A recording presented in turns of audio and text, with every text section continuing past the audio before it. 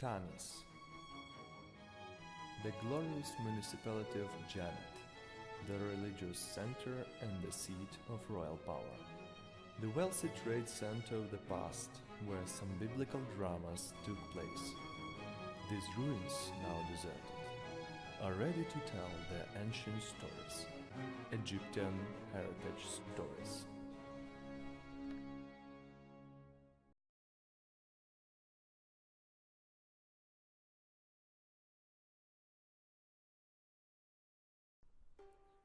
From the 19th century till now, the Big Dig site near the village of San el-Hagar was excavated by several archaeologists. Their work was a great success, bringing back to life some artifacts of high importance. These artifacts give us a magnificent testimony of the region's illustrious past and show the might of the ancient kings. Sphinxes are mythical creatures which represent several crucial aspects of ancient Egyptian royalty, such as strength, might and furiousness of the king or god. These sculptures are known throughout all the ancient Egyptian history. Typical sphinx had the body of a lion and a human head, often surmounted with a royal Nemes headdress, just like the remarkable sphinx in Giza. However, the four examples found in Tanis by Auguste Mariette display some different features. What immediately catches the eye here is the big shaggy mane around the sculpture's face, replacing the usual Nemes. The mane's locks are rather evocatively stylized, in a way that each lock resembles an Y letter superimposed, so that its foot lodges between the branches of another Y placed immediately below. The part of the mane framing the face is treated in a quite different way. Here the locks are arranged in one row, their wide ends attached to the cheeks. They intertwine and thus resemble the sun rays. This color of locks is interrupted by the false bird at the level of the chin. The top part of the head is dominated by a pair of huge fluffy lion ears, which look very unusual.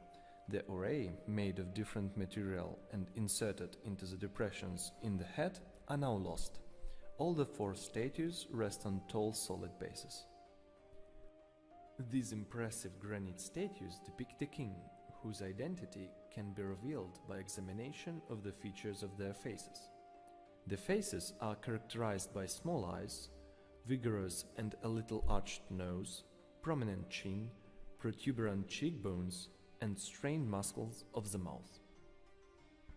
These features are typical of the portraiture of the majestic Middle Kingdom sovereign, whose reign is now considered to be the era of prosperity, Amenemhat III. It is worth noticing, however, that the two of the four sphinxes demonstrate slightly different, rougher and more tired traits of the face. Some scholars suppose that the beasts stood in pairs, depicting two kings reigning together, Amenemhat III and his father, Senusert III. The fine example of such arrangement is the so-called Bubastis Diad, found in an ancient city of Bubastis. Although being much smaller and damaged, it is very reminiscent of the Tanit sphinxes. One may expect to find on the sculptures created during the Regency the names of their great creators, but surprisingly this is not the case. The bases are decorated with groups of cartouches of the 19th dynasty kings Ramesses II and his son Merneptah. The cartouche of the 21st dynasty king Sussennes I can be seen on the sphinx's chests. Their shoulders also bear inscriptions, although almost completely defaced.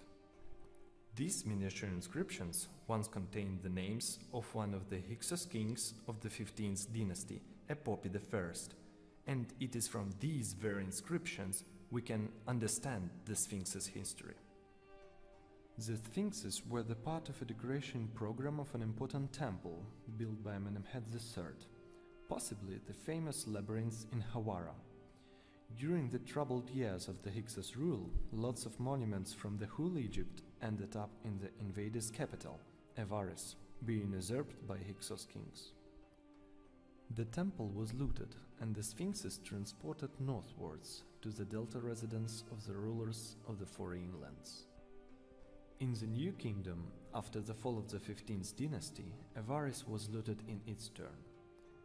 The sphinxes were moved to a nearby Ramesside capital of Pyrameses. Epopy's inscriptions erased and Ramesses II's titles added on the basis. Later, Ramesses' son Merneptah added his own names on the other side of the bases, as well as on the beast's shoulders.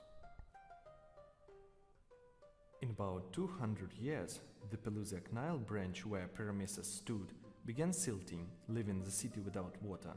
The new 21st dynasty moved their capital to 100 kilometers to the northwest, to Tanis, usurping and moving to the new place numerous monuments from previous eras.